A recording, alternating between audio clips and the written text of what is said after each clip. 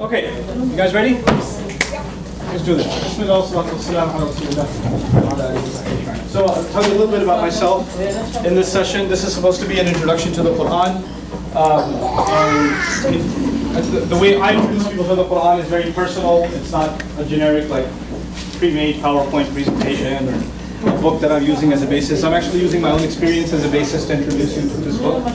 I was actually, as I was raised a Muslim, but I wasn't really raised in a tradition where I studied the Quran or learned its meaning or even went through the whole thing in translation ever.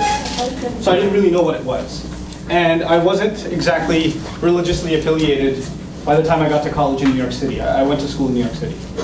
And when I did kind of decide to rediscover my faith for myself, I actually happened to be living on my own. My parents had already moved away, and I was living on my own, so I was kind of learning the religion on my own terms, not on the family's terms or the terms of any sort of mosque or religious institution. It was kind of a self-discovery type of thing. And I realized very quickly after reading the Quran in translation that seemed very Shakespearean, that I'm not going to be able to relate to this book because the text is too difficult for me to process. Okay? So there are some challenges that any reader, including myself, have already faced in trying to understand the Quran. And the first of them was that it actually doesn't read like any other book. It's got 114, you guys call them chapters, we call them surahs, but it's not really chapters. I mean, a chapter by definition is supposed to be progressive. In other words, when you finish chapter 1 of a book, chapter 2 should build off of chapter 1. Right? And if something comes up from chapter 1 again, the author simply cites, go back to 1, it's there. Page this and this and this, right? So that's typically how chapters work. And sequencing of chapters is totally important. You can't take a book that was made of 12 chapters and make chapter 3 into chapter 12. You can't do that. The author's intent doesn't come out the same way. When you look at the Quran, the first thing you notice is there are different kinds of order. Like these 114 surahs, surah instead of chapter, right? S-U-R-A-H. By the way, those of you that are writing this down, surah instead of what? Chapter. And how many of them? 114. 114, right? You could have organized them a number of ways. Maybe they could have been organized in subject order, which would be the typical way to go in a book, right? You organize a book by subject. It's not the case. It's clearly not the case as you study the Quran. Another possible order could be chronological. Obviously, we believe that the Quran was revealed over the course of 23 years. Little by little, revelation came to the Prophet, and it was memorized.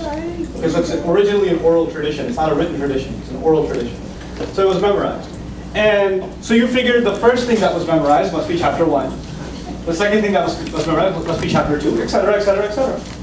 The fact of the matter is the first revelation that came, you will find it almost at the very end. If the book is 600 pages, you'll find it on 587 or something. That's the first revelation. So it's clearly not in what kind of order? It's not in chronological order. So it's not in subject order. I just mentioned that. It's not in chronological order. That's the second challenge for a modern reader. A third challenge for a modern reader is that it's not in size order. You figured maybe the biggest chapters are in the beginning and the smallest ones are at the end. No, not the case. The first one's really small. The second one's pretty big. Actually, the biggest. The third one's pretty sizable. Then they're big, and then they get small, and then big again, and then small, and then big again. So it's not in size order, it's not in subject order, it's not in chronological order. A Western reader like myself, for the first time when I read the whole thing, I said, there is no order. There can't be any order. I can't figure this out. This is too encrypted. It's all over the place. Plus, there's, not to mention on top of that, I told you how many passages about Moses, if anybody remembers? About 70 passages. Guess what? They're not in one place. They're all over the place. And even they aren't in chronological order. They're in all kinds of order. And you're like, how is this a book? How is this a book? I don't get it. That's how I felt when I first read the Quran in English translation. I'm not an Arab. I don't know Arabic. So all I could do was read the English translation. Then I decided, I don't know what bug crawled in my brain. I decided, somehow I was motivated, I'm going to learn Arabic.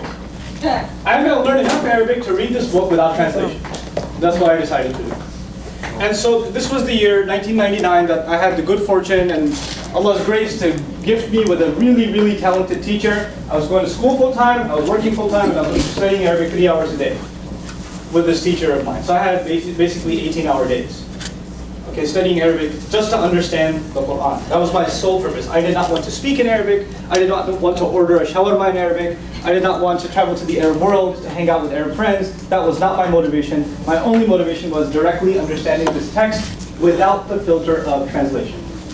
Long story short, it's been since that I'm studying Arabic.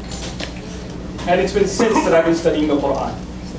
And when I got a little taste of understanding the Quran in Arabic, I realized something incredible. I realized this book is organized, and this language, this discourse of the Quran is organized in a way no other book has ever been organized. It is unique in every form. And it has certain literary nuances that you cannot compare to other literature if you want to appreciate them. You have to look at it on its own terms. You know how sometimes, it's not a good parallel, but I think it'll give you some idea. Sometimes somebody invents a new kind of music. And the first time people hear it, they're like, what is that? And then it becomes rock and roll. You understand? Like somebody does something that's never been done before. There are elements of previous precedents, but it's something entirely new and unique. And you cannot judge it on the merits of Mozart. It's different. It's not what it was. It's still music, but it's something else. It's kind of like that. Quran is literature, but it does not conform to the standards that you might be used to from other texts. So I want to highlight to you today what makes the Quran unique, and to me, personally, mesmerizing. I, to this day, am mesmerized by this book. The more I study it, the more I just sit back and go, whoa, word of God. That's what I do personally. I don't push that down and shove that down anybody else's throat. I do this for my own fascination. Islamic studies, incidentally, for those of you who don't know, Islamic studies is many subjects. When somebody says they want to study Islam, they can study a slew of subjects. Since 1999, like almost 15 years ago, I decided I'm just going to study Arabic and the Quran. And I've been so fascinated by these two subjects that I haven't studied anything else. I have questions about other subjects in Islam, hadith studies, seerah studies, history studies. There are other studies, legal studies, sharia studies, theology studies. When I have questions about them, I ask my friends that are scholars in those fields. And their answers are enough for me. I have a 101, 201 type understanding of those subjects. But the Quran, I couldn't help myself. I just couldn't help myself. So I want to share some of that stuff with you. To give you, some idea of how the Quran is unique literature. I told you, was it originally oral tradition or written tradition? Oral tradition. Oral tradition. So first thing that fascinates me about this book, it's an oral text. Now you tell me, is it harder to preserve an oral tradition or a written tradition? Oral tradition. It is clearly more difficult to preserve an oral tradition. Everybody agree here? Okay. To give you an example, if I was to whisper something in Erica's ear, and I asked her to whisper it to the person before, and we go around the room, and we get to the last person, and I said to Erica, Bob pushed Joe. And she whispered it, and then she whispered it, and then he whispered it, and they kept going around. What was the original sentence? Bob pushed it. By the time we get to the end, Bob burned Joe's house down and destroyed his car, and killed the whole village, everybody in the village. Something happens in oral tradition. Nobody intentionally changed the message. Somebody just decided to say it in their own words and change 0.5%. Somebody else, another 0.5%. Somebody else, 1%. Somebody else, 2%. 1 and 2% is harmless, isn't it? But when it's passed through enough people, it becomes unrecognizable. This kind of experiment is done in communication psychology all the time. Oral tradition is almost impossible to preserve. And the more it travels, the more it varies. Isn't that the case? It's only logical. The more it travels, the more it varies. Now, by comparison, written tradition is safe. But not entirely safe. It's not like they had backup scans and, cloud drives back then. So even if you have a written book, a page could get smudged. A page could get ripped, the book could get torn. It might have to be rewritten for memory, right? So even if you have a written archive, it still may not be 100%. Hence some skepticism about the authenticity of a text. Logical, in my opinion, that you can have skepticism about what the origins of a text are. The argument of the Quran, interestingly enough, by the claim of the Prophet himself and those around him, and actually even some of the skeptics of his own time, how can he receive a book he can't even read? The problem of him not being able to write the book is clear. He can't even read, how can he write? So it was only an oral expression. On top of that, when the book is actually compiled, it's compiled in a way that's not oral. It's written now, but it's not in the oral order as I mentioned, right? Which adds another layer of complexity. Here's what's fascinating. By the time this man's career, the Prophet's career, 23 years as a messenger, by the time it's over, between 10 and 100,000 people are becoming Muslim. The vast majority of them are memorizing, or a huge chunk of them, a couple of thousand of them are memorizing the entire Quran by heart, which is the equivalent today of about 600 pages. The most popular tradition in the Muslim world today is the memorization of the entire Quran. These people not just memorize the Quran, they travel far and wide. They leave the Arabian lands. They are cut off from the mainland. It's not like they're staying in touch by email either. This is ancient times. So once you're cut off, you're cut off. And if you want to send a message, it might take a couple of months. Because horses take their time. Right? These people move out and they're teaching Quran in their own villages, their own towns. If you go from a logical perspective, then the assumption should be that within a year, within 2 years, you should have 1,000 Qurans. That's what you should have. You should have an uncountable number of variations of an oral tradition. That's what you should get. Fast forward to 2013, today. The Irving Mosque has a Quran memorization program. There are children here that memorize the Quran. My daughter memorizes the Quran part-time. I memorize the Quran part-time. I've memorized about half of it part-time. I'm a lazy bum. I should have finished it by now.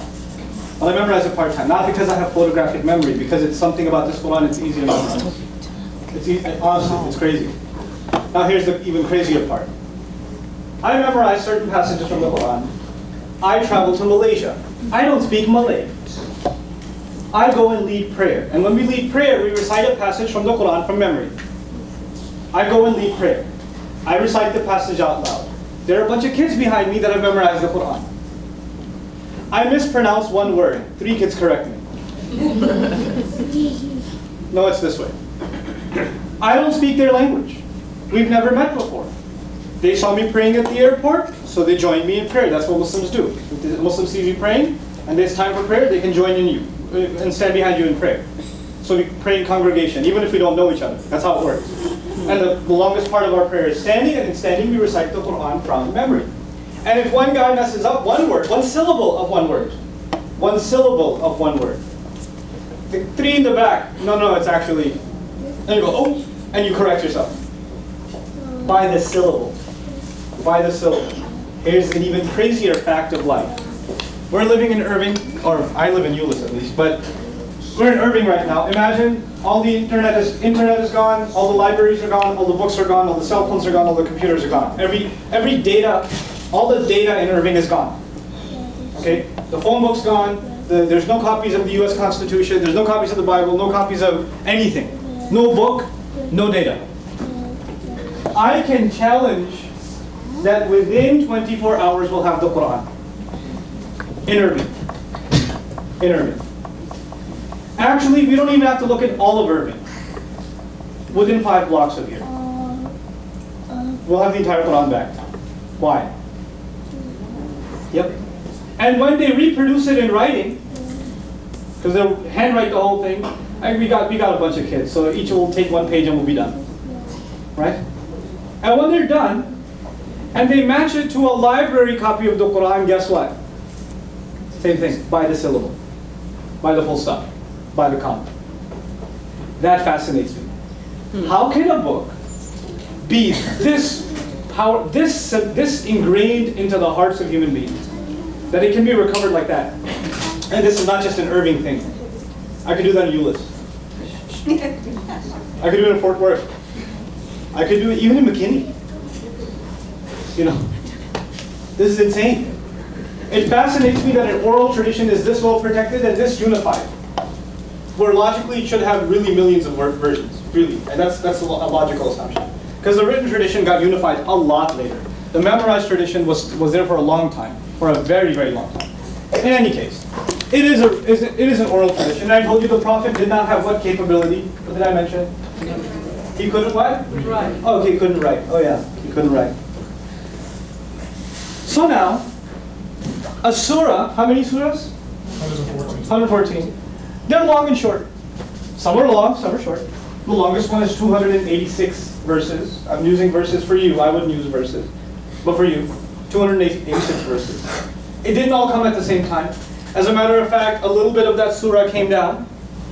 And while it was being revealed, some verses from some other surah also came down. And some verses from some other surah also came down. And the Prophet would recite, and he would tell his companions, actually these verses belong in this surah, and those verses belong in that surah, and this one belongs here. And he would do this continuously. So he's got 20 surahs, all of them partial, all of them coming down little by little, right? And he's telling his companions what goes where. And he has no paper in front of him. And even if it did, it wouldn't matter, because he can't read. So all of this is happening orally. Then it's all said and done. Now it's a book. And it seems like it doesn't have chronological order, size order. It doesn't have subject order. Remember all of that? So I get to the longest surah, which took, according to historians of the Quran, it took 10 to 12 years for this surah to come down.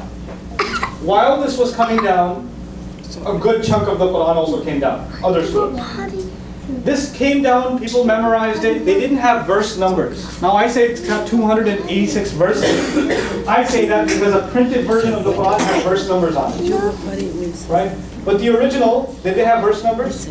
No. And they didn't talk to each other about, hey, haven't you heard verse 43 of chapter 5? They didn't talk like that. They didn't have the scheme. They just recited it. Now they have this tradition of Surah Al-Baqarah. This is the second surah, this long surah. And one day I'm just studying and I'm looking at one of the nuances, one of the literary nuances of this book. What's half of 286? What's half of 286? Good, 143, math majors here. Okay, 143. The 143rd verse of this book says, this chapter says, we made you a middle nation. The word middle is not mentioned anywhere else in the entire chapter except in the middle verse of an oral tradition revealed over 10 years that didn't have verse numbers. This, what I put in front of you, is what's called, it's a rough summary of one verse. It's a rough summary of one verse. It's called Ayatul Kursi, the verse of the throne. It talks about God's attributes. It's made up of 9 sentences. One verse made up of how many? 9 sentences. Now stay with me. The first sentence is Allahu la ilaha illa huwa al-hayyul qayyum. God, there's no one to be worshipped or obeyed in any way, shape, or form except He. He is the living, the maintainer, al-qayyum. He maintains all things. Nothing stays intact until He keeps it intact. That's the first sentence. That first sentence mentions 2 attributes of God. The first of them is the living, and the second, the maintainer. The second sentence says, La ta'khudhuhu sinatun wa la nawm. Drowsiness does not get a hold of Him, neither does sleep. Now, drowsiness meaning the stage before sleep, sleep then soon to follow, right? Like the thing you feel when you're sitting in a classroom. Drowsiness, and then comes the sleep, right? Then he says, Lahu ma fis sama, that's second sentence. If you're not clear about a sentence, let me know. Third sentence, Lahu ma fis samawati wa ma fil ard, means He owns all that is in the skies and the earth. I summarize that as owns all. Okay? He owns whatever lies in the skies and the earth. Fourth sentence, مَنْ ذَا الَّذِي يَشْفَعُ عِنْدَهُ إِلَّا بِإِذْنِهِ. Who will make intercession? I'll explain the word intercession, because I didn't get it the first time I read it in translation. So I'm guessing some of you won't get it either. Who will intercede on His behalf except by His permission? What that means is, when you get in trouble at your job, and you're about to be fired, but the manager's your uncle, and so he steps in between the CEO and you and says, hey, it's my nephew. Just give him one more chance. Let's go easy on him. He just interceded. He interceded. You were about to get in trouble. You had a good hookup, who was your uncle, and he helped you out there. Okay? Or you just got pulled over. Police officer shows up at the window, and you're trying to get out of a ticket. He's a nice hat, officer. Didn't work. And then you're taking out your license, and yo, by the way, my brother is a cop. Oh yeah? What precinct? Oh, I know Frank. Okay, just be careful, all right? That little ID card from Frank interceded. You understand? when you use someone to kind of get you out of trouble. That's intercession. He says, who dare intercede before God except the one he gives permission to intercede? Nobody's going to come and say, hey, Lord, oh Lord, I know about throwing him in hell. Hold on there. He's with me. Not going to happen. Unless he will allow that to happen. Except by his permission. Okay. So he mentions something that won't happen, but mentions a small exception. And we don't know what that exception means yet. It just says that except by his permission. That's all he says. That's your fourth sentence. The fifth sentence is, he knows what lies ahead of them, meaning what's in their future. وَمَا خَلْفَهُمْ, and whatever's behind them, meaning their what? Past. He knows their future, he knows their past. Then he says, وَلَا يُحِيطُونَ بِشَيْءٍ مِنْ عِلْمِهِ إِلَّا بِمَا شَاءَ. And they control, they encompass nothing of his knowledge, except what he lets them know. He knows all, we know nothing, and whatever we know is because he lets us know. So what we know is the exception. The little that he let us know. إِلَّا بِمَا شَاءَ.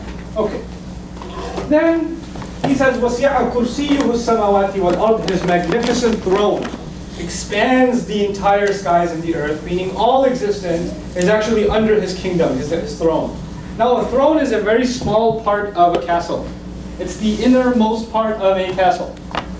The throne is small. You can have a larger, more grand throne, but still it's a very small architectural piece inside the castle.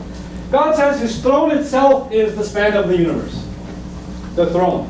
What to speak of the castle. That's what he's describing his magnificent glory here. In any case, then he says, وَلَا يَؤُودُهُ حِفْظُهُمَا. Guarding the skies. Guarding the skies and guarding the earth. Guarding the heavens and the earth doesn't exhaust him.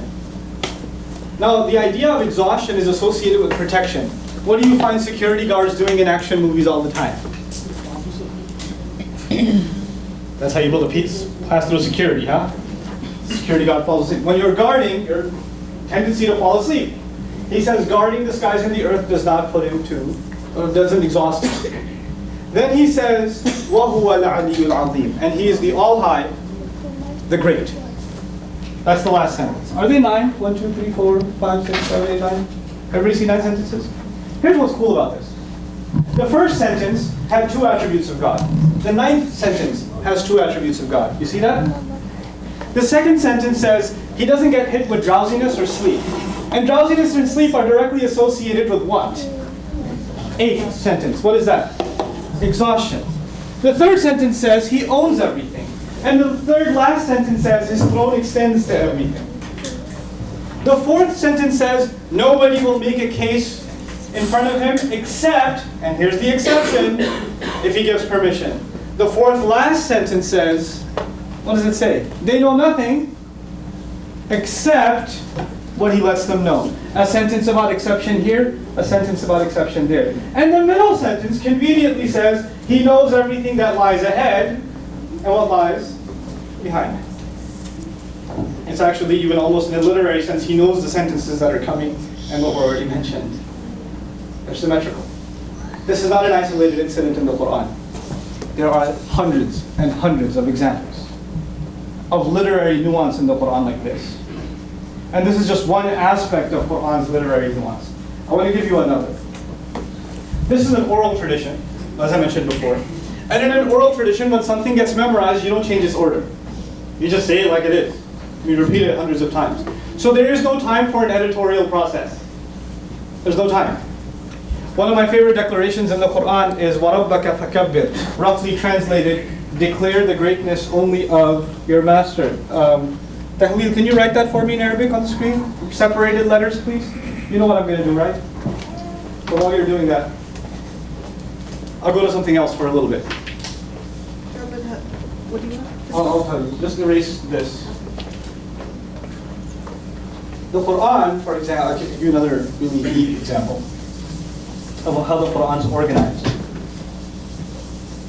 You have in the Quran several stories. One of my favorite stories is the story of Joseph. Story of Joseph. And that's the 12th surah of the Quran is dedicated to the story of Joseph. Okay. Do you want this in Arabic? Oh yeah. Well, let me try. Okay. Don't you erase that? I'm tempted.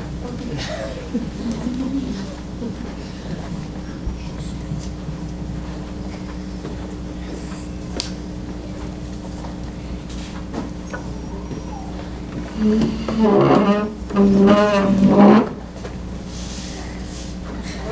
can erase everything else. You forgot a cough One there. bad marker. Ustad, you forgot a cough after the cough. Yeah, got it. Ah.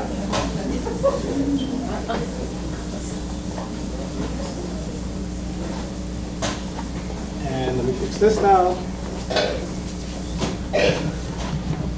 Okay. I know it's really hard to see, but I'll try and explain this to you anyway. Then I'll come back to the story of Joseph. It says, oh, thank you. That's great. Declare the greatness only of your master. Declare the greatness only of your master is what the verse says.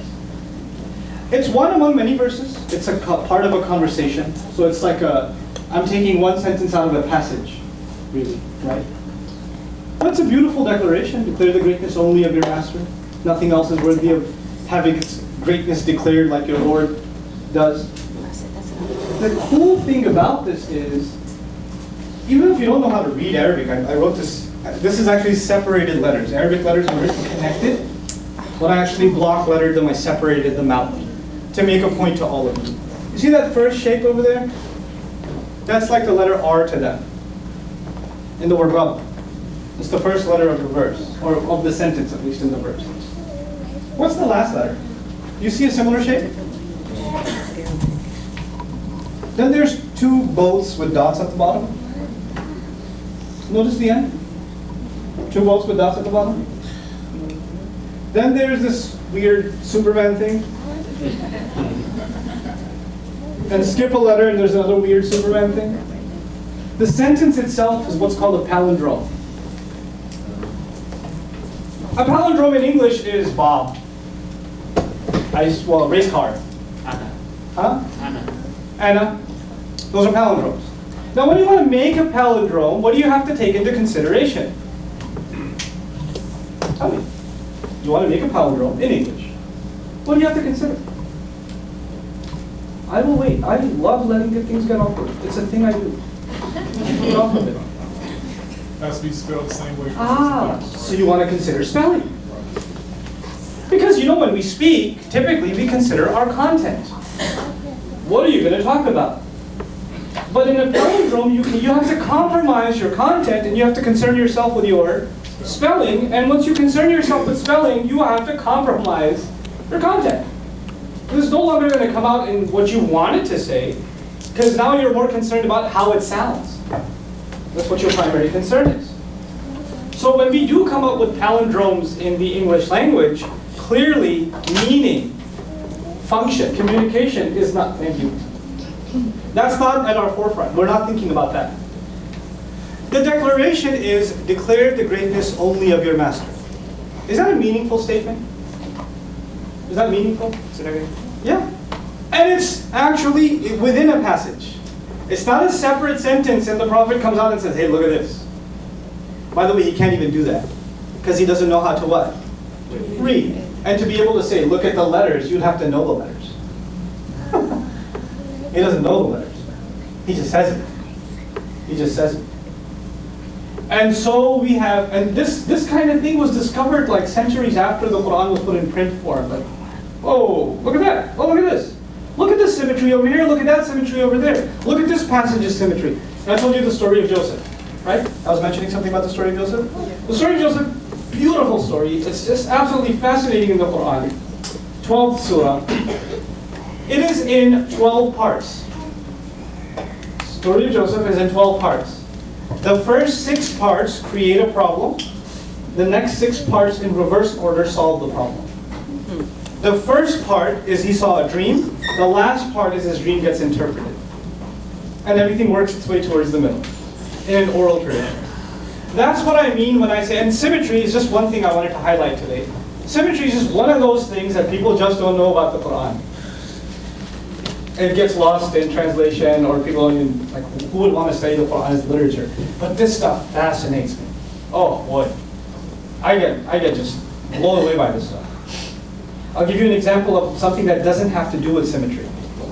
It has to do with how nuanced the language of the Quran is and how sometimes in translation stuff's missing. Okay? You guys know the story of Moses. You know this was coming. This had to be coming. So Moses he had a little bit of an extreme sports adventure early on in his childhood. What am I referring to? Like this. Huh? The basket. Those in the basket. Now this mother who's got to put her child in a flowing river inside a basket that has previously been tested for extreme rafting? No. No. And the poor woman has no choice.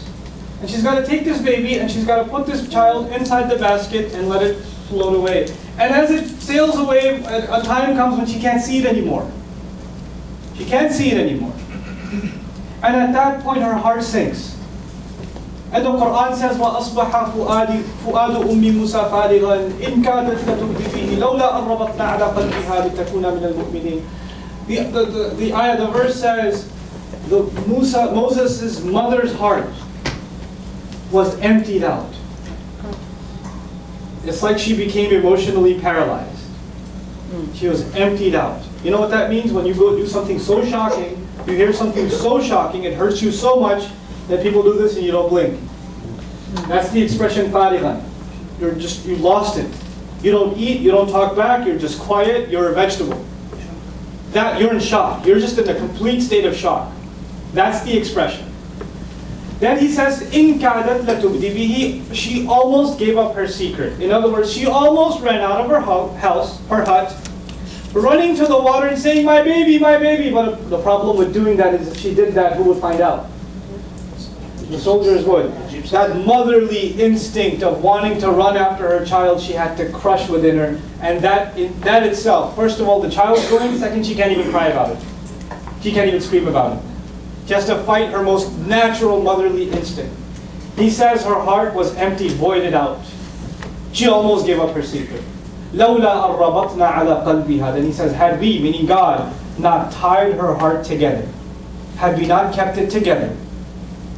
In other words, she would have run out doing what she was going to do as a mother, had we not kept her together emotionally.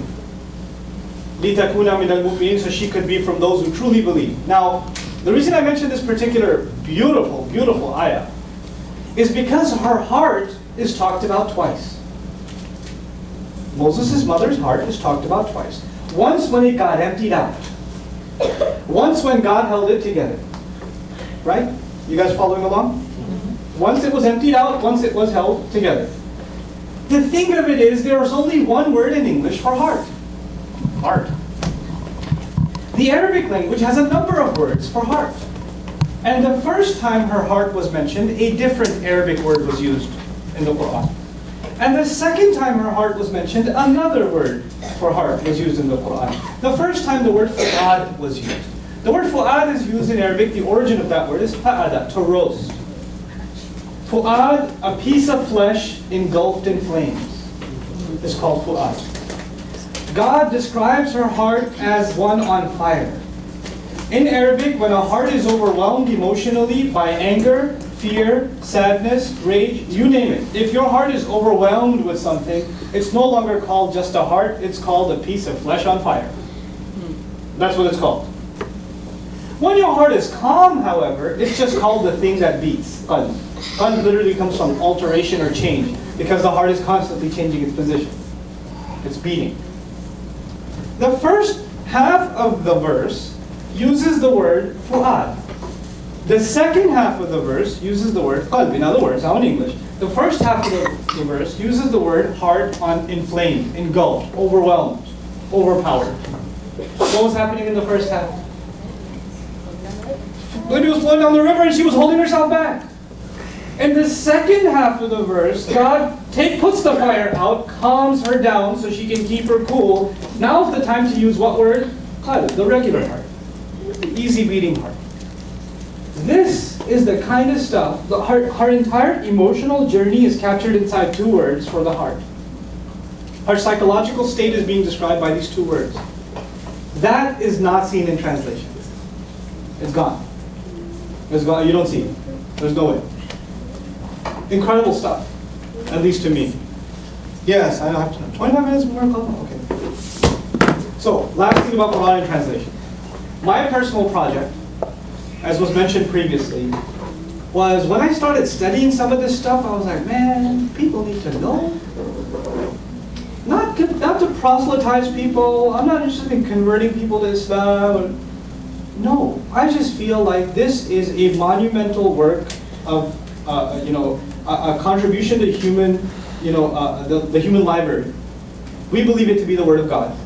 That's what I believe it to be. That's what Muslims believe it to be. I feel like Muslims don't even know what this book is talking about. So many of us don't even know what it has to offer. So I wanted there to be kind of a literary education about this book. So when people talk about it, at least they talk about it in an educated way. Muslims are not. They should at least know what it's talking about, and not lose out stuff from the filter of translation. And that's why I did the series that I did a video series on the Quran, just the entire Quran, walk through the whole thing. And just walk through the whole thing. And especially I try to highlight the parts that are particularly controversial. Like, here's a fun quote from the Quran, kill them wherever you find them. It's from the Quran. I can tell you. You don't have to watch the news to hear that quote. I'll tell you myself. It says kill them wherever you find them. And I love talking about it too. Oh, I love it. You know why? Because I believe if it's properly explained, without washing the meaning down, without watering it down, genuinely talking about the text in its original historical context, I have no shame in talking about it, and I'm actually proud of it, and I think any civilized human being would be too. That's what I think. It's just not talked about it that way. Is it possible that a text can be manipulated? Yes. Tell me about it. Tell me about it. I'm sitting on a plane sometimes, person's sitting next to me, I'm reading the Quran in Arabic. They're like, what you reading there? I'm like, Quran. And that makes for some fun conversation, Sometimes it doesn't. Sometimes it's awkward silence after that, like, can I check my seat? Awkward. Or sometimes it makes for some fun conversation. Doesn't that book say to kill everybody? It's like, well, you're alive. What is it actually? What is it talking about? You know what? If it's maybe some other sessions, I might explain that stuff to you guys. Let's take all the verses that are quoted all the time, that are used as a basis to say these Muslims. Oh, you watch out for these Muslims. Look at what their book says. You know what? I don't like to play that game, because if you want to play that game with any book, you can. With any book, with any religious tradition, it's easy to play that game. But to actually go and talk to someone and say, I heard this is what it says. What's it actually talking about? How have you guys understood this for 1,400 years and not had a problem? And how come nowadays there's this chaos? That's a discussion to be had. That's something we need to understand. I honestly, in my final comments, I just want to say, this book deserves to be understood for what it really is, for what it really has to say. And I hope I can make some contribution towards that. And I hope that you guys, the ones, especially those of you that are visiting us today, I welcome you to stay in touch with me, with the people here, the wonderful people here that have put this program together. I actually am not an official part of the mosque. I'm just a community member. My school's across the street. I teach Arabic across the street. Okay, what used to be the old Nokia building. I have an Arabic school right there. Right? But I come help out whenever I can. But you're welcome to try and stay in touch with me. I'm going to leave my email address on the board. So you guys can shoot me an email. We can talk. If I get time, I don't get a lot of time because I do a lot of traveling and a lot of teaching. But if I do get time, we get together, sit down, have a chat. I don't mind. I don't mind doing that. Because I honestly believe that if people knew that we knew, like Muslims knew non-Muslims and non-Muslims knew Muslims, we could become an example of communities that not only live with each other and tolerate each other, but actually communities that can cooperate with each other and show mutual respect to each other. Tolerance is not enough. Tolerance is not an accomplishment. I don't think tolerance is an accomplishment. I think respect is an accomplishment. And respect doesn't come if you don't know people. It doesn't. It takes work. And it will take work from Muslims and it will take work from non-Muslims, those that are interested anyway. So honestly, I commend you for making the effort to come, and I commend you for trying to inquire more about this faith and the people that carry this faith. I hope I was able to be of some benefit in your own inquiry, in your own journey. I'd like to open the floor up for 15 minutes of questions and answers now, and then we'll call it a day, because the prayer service is going to start. We'll start with you. Okay. Well, I have a comment first. Sure. I found really interesting, the thing about the symmetry and the padding rooms. To talk about the uniqueness of the Quran. But with the translation stuff, any single translation for any book is gonna lose sense. And Sure. meaning. For example, just in Alaska, they have many different words for the word white that you don't have in English and you don't have in Spanish. My background is in Spanish, and when I was able to read El Gran Apo in English, it was amazing because you lose a lot of the stuff with the translation. Exactly. Now, my question is. You mentioned a tradition before about that God, He builds houses for everyone, right? Yes. But then you said that He already knows what's going to happen in the future. He knows everything that's coming, right? Sure. So if He's omniscient, He knows everything that's happening, so He knows that some people are not going to make it already, right? Isn't that a contradiction? Sounds like a contradiction. He knows some people aren't going to make it to heaven. Why did he build them a house anyway? Because He's all-knowing. We believe, actually, it's really cool in Islam, we believe that God is all-knowing, but He also gives human beings to change the course of their future. We believe that prayer can change predestination. Part of our creed. Part of our creed is the only thing that can alter the change of your course of your future, because God knows everything that's going to happen. But He can decide to change that course on one condition: your request to Him. It's pretty cool. It's a very unique nuance to the predestination discussion in Islamic theology. Isn't that opposed to free will? I'm sorry. Yeah. Isn't that opposed to free will? No. Because it's God's decision to change what is free. Oh, so the free will question is the oldest question in philosophy, right? Our response to it is actually very practical. So there's two issues here. We believe that guidance is a component of two things: human beings making a decision and God assisting them. Two functions. But the first of them has to be the human being making his decision according to Quranic text. The decision to do the right thing has to come from you, then help will come from God. We don't believe success comes from human effort. We believe effort is the necessary ingredient to qualify for God's help. So if I, for example, am successful in my business, it's because I did a lot of work which that hard work qualified God's help to come. But it's not my hard work that got there, it was actually the divine aid that got me there. So that we combine both of those issues in Islam. Okay. Yes? Can you very quickly, if it's possible, you said killed them where you find Oh my God, you want to know about that one? I've never heard that, so. So cool. I mean, So cool. I'll tell you what it's talking about. I will tell you what it's talking about. So, anybody ever see Red Dawn? Yes. Yeah. The old one or the new one? The old and new. The old and the new? The old one was better. It was. The old one was better. I had the craziest experience watching Red Dawn. On watching this film, you guys know what I'm talking about or no? How many people don't know? Oh my God, seek forgiveness. Anyway.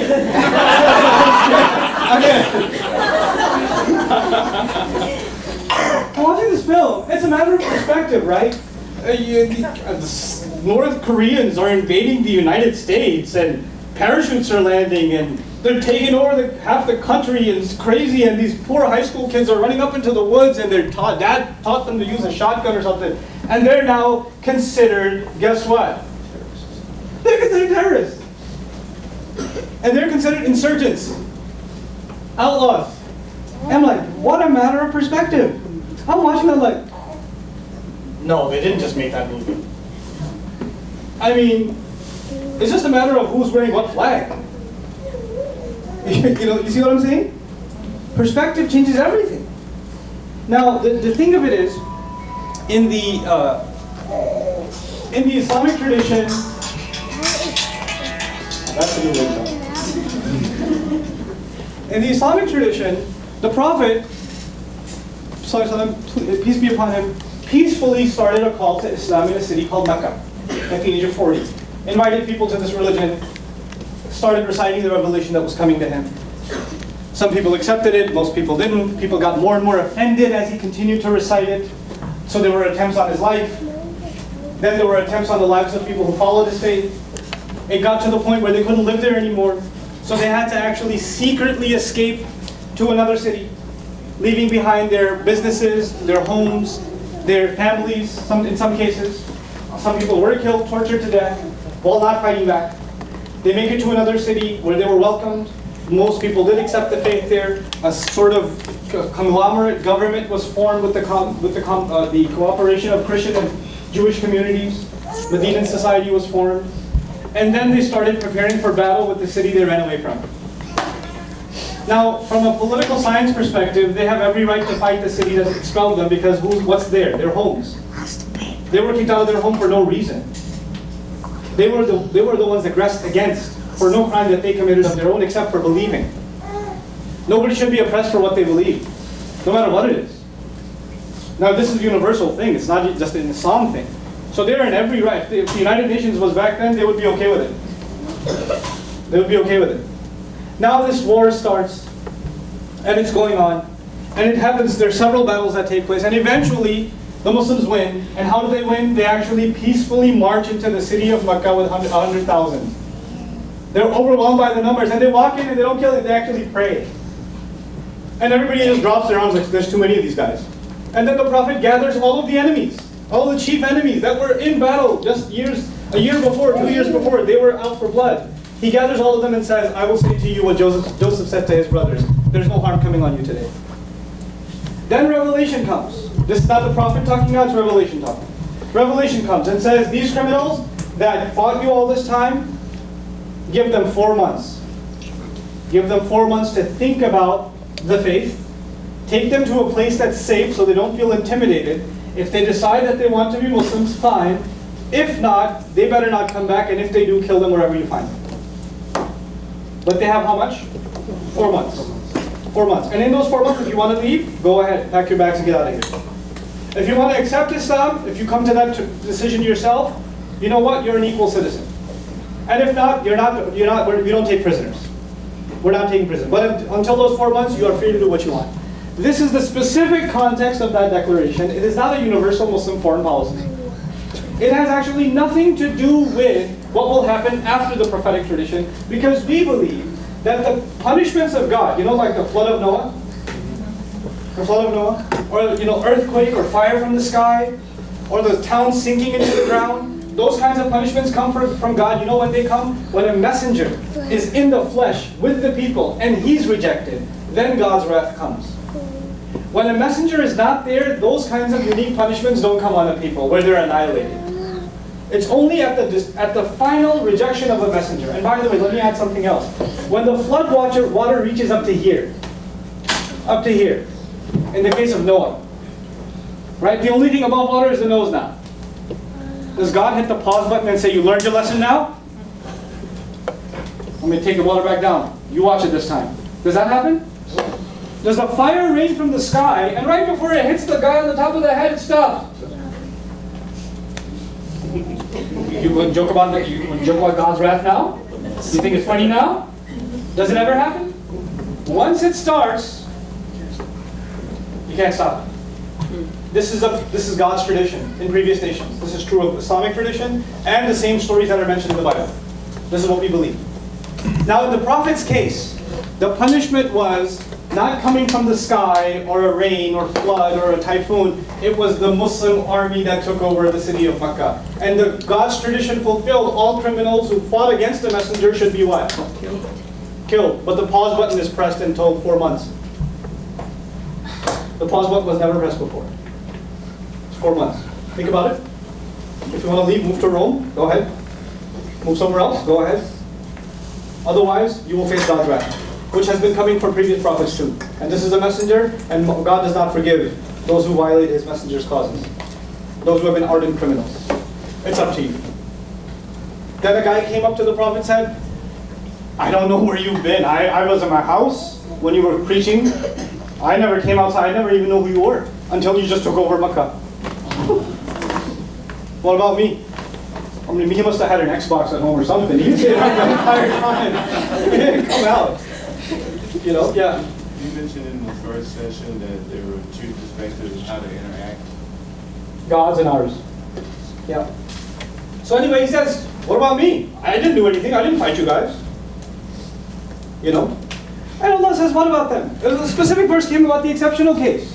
Listen, I was talking about warring combatants, and I gave them those 4 months. If one of the other comes, what do? وَإِنْ أَحَدٌ مِّنَ الْمُشْرِكِينَ اسْتَجَارَكَ فَأَجِرْهُ حَتَّى يَسْمَعَ كَلَامَ اللَّهِ ثُمَّ أَبْلِغْهُ مَأْمَنَهُ ذَلِكَ بِأَنَّهُمْ قَوْمٌ لَا يَعْلَمُونَ.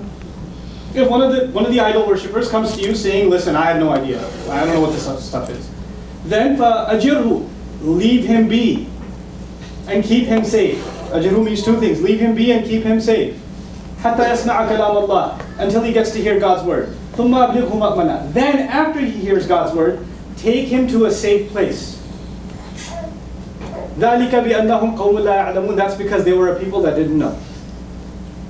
That's because they're people that didn't know. People that didn't know, you are responsible to protect them. Let them know what this is, because they didn't know, but you're also responsible to protect them. Context. Without context, you can pull anything out. Without context, I'm running around after my child, playing with her, and I would say, I'm going to get you. I'm a lion, I'm going to eat you. I say it all the time. Here you record. Nouman Khan told his children that he's going to eat them. We have a direct recording. I'm going to eat you. Did you say that, sir? Yes, I did. I actually did say that. And then they asked my child, were you scared? I was really scared. Context, guys. Context. It's so easy to manipulate a text. And the beauty of it is, when I see people manipulating the Quran as text, I find fulfillment of God's word in that. Because he says, يُضِلُّ بِهِ كَثِيرًا وَيَهْدِي بِهِ كَثِيرًا وَمَا يُضِلُّ بِهِ إِلَّا الْفَاسِقِينَ. He guides with this word many, and he lets other people be misguided with this word, many of them. And the only one who go into misguidance by using the word are people who are inherently corrupt. People that have corrupt intention will use it for misguidance, and when they do that, I say, oh, you told us. Thanks. Thanks for the heads up. So I'm not shocked by it. Like we were told. You were told. Yeah. The Bible has many interpretations, like the King James or Bystander Version. Does the Quran have interpretation? The Quran's text is unified. So the text of the Quran is across the board the same. There are scholarly attempts to understand the Word of God, and there are thousands in number. Thousands. But none of them are actually considered sacred. The difference between sometimes the biblical analysis or exegesis and Quran is that, some biblical scholars will argue that, these few lines are actually explanatory. They're not original Bible, they're explanatory. But that line has to be drawn for you. Like a common reader won't be able to tell where to draw the line. With the Quran, the line is clearly drawn. This is his word, this is my attempt to understand it. And what's beautiful about that is every time a scholar would write about a single verse and explain it to the best of his understanding, he'd end the passage with Wallahu a'lam, and God knows better. In other words, what I'm offering you is a human effort to understand God's word, but my word doesn't constitute God's word. My interpretation cannot be considered final. My interpretation can't be the last. Because that would be taking God's authority. Yeah. I've heard of the principle of abrogation, I believe, in the Quran. Could you describe that? Sure, yeah. Abrogation is the idea that God would reveal something where people were ready for it at a certain point, and then as they matured, he would reveal more specific commandments, or commandments that would say, okay, now you need the final version of this. So for example, Arab society, you think they have a lot of drinking water in the middle of the desert? No. Not a natural resource, not easily accessible. And in that kind of a society, all drinking liquids, juices, wine, etc., very expensive to come by, right? So wine was a very exotic item, and also something that was very much revered in Arab society. The Quran came and tried to wean the Muslims off of wine. It didn't say don't drink, because Allah knows, and we know now, you can't just tell someone don't drink and they stop. It doesn't work like that. Human beings don't operate like that. And he says, Allah ya'lamu man khalaq, doesn't he know who he created? He knows what we're like. So he first said, look, the evil that comes from it is much greater than the benefit. He didn't spill out and say, stop it. He just said, listen, it's the bad things that come out of it are far worse than the good in it. Then a few years later, he took another step and he said, you know what? Don't be drunk when you're praying. Don't come near the prayer while you're drunk until you know what you're talking about. So to at least respect the prayer. Now the thing with prayer is Muslims pray 5 times every few hours, which practically either you're gonna drink or you're gonna pray, because you know. And even if you are gonna drink, you can't drink too much anymore. Why not? Because if you drink too much, it takes a while to wear off. And prayer's coming. So if you're gonna fulfill this commandment, practically it came to an end. Then the final commandment about alcohol came, and that was, it is رِجْسٌ مِّنْ عَمَلِ الشَّيْطَانِ فَاجْتَنِبُوهُ فَهَلْ أَنْتُم مُّنْتَهُونَ. It is from the abominations of the work of the devil, stay away from it. Are you gonna stop or what? فَهَلْ أَنْتُم مُّنْتَهُونَ. That's what he said. Are you gonna stop? Now this was the final word. That's what we mean by abrogation. In other words, something was given in lighter form, then more, then solid, then more solid. It didn't start that way. It didn't start, it's evil, it's from the devil, stop it. You know? I, again, personally, see it. You're free to disagree. I don't call you satanic people if you drink or whatever. I'm not saying that. I see the evils of alcohol in my community, though. I can see it. I remember when Irving was a dry county. And I can see the difference when it's not. I can see it. I mean, look at the crime statistics. You can tell. You can tell. The effects of alcohol. You want to know the effects of alcohol? Go to an ER on a Friday night. How many lives? How many lives? Oh, I believe it. You know, it doesn't take me any convincing. You know. So he says the harm is greater than the benefit. Somebody goes, well, it's good for your blood supply, and it's good for this, or it's good for that, and you know, it's a good relaxer. Well, you can't watch football without it, etc., etc. Okay. Well, you know what? God doesn't say the first step wasn't stop it. The first step was, look, the harm that comes from it in a society is far greater than the benefit that comes. The evil consequences of it are huge. So And with that, we have prayer coming up, so we have to stop now. All right. Thank you so much, Ustad. On behalf of Islamic Center of Irving, we'd like to Write my email address on there, so everybody has it. So you guys, I'll leave my email address, and we'll write it down in Arabic at the put that on the board. You can take that. Hope to hear from you. Thank you so much for listening. Everyone,